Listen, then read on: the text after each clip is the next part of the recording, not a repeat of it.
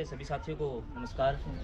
कि आज हमें जो इकट्ठा हुए हैं यहाँ पर है सभी, तो जो अंतर्राष्ट्रीय मिलेट वर्ष, ठीक है, इंटरनेशनल मिलेट, ये मिलेट है क्या वर्ड जो इसको पूरा विश्व मना रहा है, ठीक है। ये तो है, तो सभी चीज़ें अपने भारत से निकली हुई, लेकिन हो क्या जाता है जब ये विदेश में पहुँचती है ना, तब भारत वाले ज़्यादा मानने लगते हैं इनको। लेकिन है हमारी चीज़ें ये जो मिलेट है। मिलेट क्या होता है? मिलेट होता है मोटा अनाज। अब जो हमारे बुजुर्ग थे, हमारे जो पूर्वज थे, वे क्या खाते थे? मोटा अनाज ही खाते थे, वे कभी बीमार नहीं होते थे। और आजकल ये लगा लो हर घर में बीमारी घुस चुकी है। लेकिन जो मोटा अनाज है, ये देखो, इसको बोलते हैं, अगर ये बाजरा है इसको पर मिलेट बोलते हैं, पेयर मिलेट। और इसमें मोटा अनाज में चना हो गया या फिर ये दाल हो गई, ये सभी अगर बाजरे की वैरायटी लेकर चले तो बाजरे की कम से कम 20-25 वैरायटी हैं। और पूरे विश्व ने 2022 में घोषित कर दिया था कि हम 2023 को मिलेट वर्ष घोषित करेंगे, ठीक है। और जो मिलेट है ये सिर्फ मोटे अनाज से जुड़ा हुआ है। और इटली, ठीक है, इटली का जो शहर रोम है, जो उसकी राजधानी है, वहां पर पहली बार इसका संगठन, इसको संगठित करके किस शहर में इसका सबसे पहली बार संगठन हुआ, ठीक है, किस शहर से ये प्रयोग हुआ और किस शहरों ने कितने देशों ने मिलकर बनाया। तो इसका मेन टॉपिक क्या है? इटली के शहर से रोम से ही निकला है। पूरे 73 देशों ने मिलकर इसको संगठित होकर बनाया है। और मिलेट है, मोटा अनाज है। अब किसान वर्ग के लिए कैसे है? किसान वर्ग के लिए ऐसे है, अगर इसको इंटरनेशनल मिलेट ईयर घोषित किया है तो हमारे एमएसपी का वैल्यू बढ़ेगी। जो मिनिमम सपोर्ट वैल्यू हमारी प्राइस है फसल का, वो बढ़ेगा।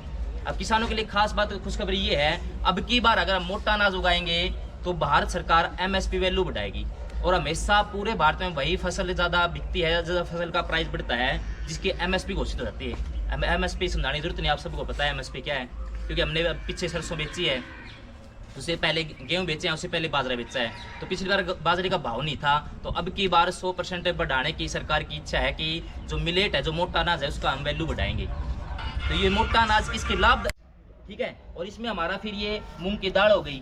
और एक खास बात बताना चाहूँगा मैं, जितने भी कोई भी साथी अगर मांसाहारी है, ठीक है, तो वो शाकाहारी बनने पर जोर दे सककर हम क्या कर सकते हैं, मांस से ज़्यादा प्रोटीन हमारी इसमें होते हैं मूंग की दाल में। अगर कोई भी ये सोचे कि अंडे खाने से या मांस खाने से ज़्यादा प्रोटीन मिलेगा, तो उसका मतलब कि वहम है। क्योंकि आजकल एक मांस के प्रति मैं और बता देता हूँ बात, जितने भी मुर्गे फार्म है, अगर किसी के पास हो तो वही थोड़ा फील मत करना, ठीक है। कोई इस जगह हमारा कि जो मुर्गा फार्म उसको ये नेगेटिव पॉइंट बता रहा है, कि कोई नेगेटिव पॉइंट नहीं है, हमारे हेल्थ के लिए ज़रूरी है। हेल्थ के लिए कैसे ज़रूरी है? छोटी छोटी मुर्गियों में ऐसे टिक्के लगाए जाते हैं कि वो 2-4 दिन में इतनी बड़ी हो जाती है, ठीक है, बड़ी हो जाती हैं वो वैक्सीन ऐसे टिक्के लगाए जाते हैं। अब सोचिए, देखो, उन मुर्गियों को या उन चूजों को हम खाएंगे तो हमारे शरीर में क्या प्रभाव डालेंगे वे? हमारे जो हार्मोन्स अनबैलेंस हो रहे हैं, ठीक है। आज के समय में पहले गांव में एक आध कोई हो जाता था जो ना तो नारी होता ना पुरुष होता था, कोई एक आध गांव में हमेशा पा जाता था। आजकल तो हर गली मोहल्ले में मिलने लगी, ठीक है। जो लड़का है उसमें लड़कियों वाले गुण आ गए, लड़कियां हैं उसमें लड़कों वाले हैं। हार्मोन अनबैलेंस हो गई, लड़कों में लड़कों वाली चाल ही नहीं रही, उनकी चाल ही डगमगा गई। कहाँ से आ गई ये चीज़? ये कोई प्रकृति का कहर थोड़ी ही हो, हम सब की तो देन है ये।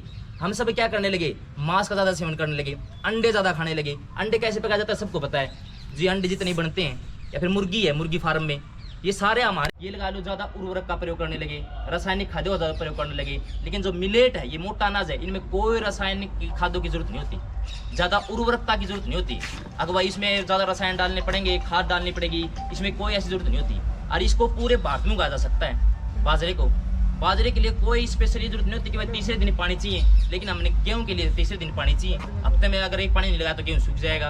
लेकिन मिलेट में क्या है, इसके लिए पानी की ज़्यादा जरूरत नहीं है। और भारत में, अगर हम भारत की बात करें तो हमारा सबसे ज़्यादा अग्रणी राज्य हरियाणा और पंजाब नहीं है, बाजरे को देखकर राजस्थान है। राजस्थान क्यों है? क्योंकि वहाँ पर क्या है, ज़्यादा रेतीला है, ठीक है, ज़्यादा रेगिस्तान है। और मिलेट के लिए मैंने पहले बताया, ज़्यादा पानी की आवश्यकता है ही नहीं। तो अगर आप ये मोटे अनाज के कारण हम समझ गए थे 1960 के दशक में भी, अब इसकी जरूरत अब दोबारा क्यों पड़ी है? दोबारा इसलिए पड़ी है क्योंकि अब लॉकडाउन लगा, ठीक है। जो ये जितना भी पीरियड चला था लॉकडाउन का, इसके कारण भारत की आर्थिक वैल्यू फिर डगमगाई थी। जो हमारी ग्रोथ रेट थी वो फिर बिल्कुल माइनस में चली गई थी। तो जो हमारा मिलेट है, जो मोटा अनाज है, बिल्कुल ग्रामीण एरिया का भोजन है, ये ग्रामीण एरिया का फसल है ये। तो हम इसको अच्छे प्रकार उगा भी सकते हैं, इसको अच्छे प्रकार खा भी सकते हैं, और इसको अपने स्वास्थ्य के लिए प्रति लाभदायक भी है। अब गेहूँ है, हम गेहूँ की रोटी खाते हैं, ठीक है। गेहूँ की रोटी खाने वाले की बिल्कुल आम सी बात है, बाती, ठीक है, हमेशा मिलेगी। क्यों होती है ये बाती गेहूँ की रोटियों से? क्योंकि एक तो हम गेहूँ में ज़्यादा रासायनिक खाद्यों का प्रयोग करते हैं, जितना ज़्यादा हो उसके उतनी ज़्यादा उर्वरक डालते हैं, लेकिन एक सुदृढ़ता है वो मिलेट पर निर्भर है। तो हम सब इस बात पर निर्भर करेंगे, या फिर हम सब प्रण भी लेंगे कि अपने भोजन का एक समय तो हम मिलेट ग्रहण करेंगे। अब मिलेट मैंने वैसे बार बार बता दिया, मोटा अनाज, मोटे अनाज में हमारा दलिया हो गया, ठीक है, बाजरे की खिचड़ी हो गई। तो घर में एक समय तो हम इस चीज़ को यूज़ करेंगे ही करेंगे। और आगे आने वाली समय में आप बता दिया, खरीफ की फसल हमारी बाजरा ही बोएंगे हम, तो बाजरा बोएंगे तो इसकी MSP वैल्यू भी बढ़ेगी। और सब किसानों के लिए खुशखबरी है और विद्यार्थियों के लिए खुशखबरी है, क्योंकि अब मिलेट से जुड़े हुए क्वेश्चन आएंगे, क्योंकि आगे CET भी कुछ आने वाला है, ग्रुप D के भी उन्होंने नोटिस जारी कर दिया। इसके देखते हुए पूरे मतलब कि ग्रामीण एरिया में हमें इसको लेकर खुशखबरी है हमारे लिए कि इसको सरकार भी आगे बढ़ाने का प्रयत्न कर रही है। और जैसे हमारे सभी साथी इस संगठन मतलब इस काम से जुड़े हैं, तो इसके लिए भी सरकार बहुत ज़्यादा आगे बढ़ाने का प्रयत्न कर रही है इस चीज़ को, और पूरे इंटरनेशनल स्तर पर ये कार्य चलाया जा रहा है।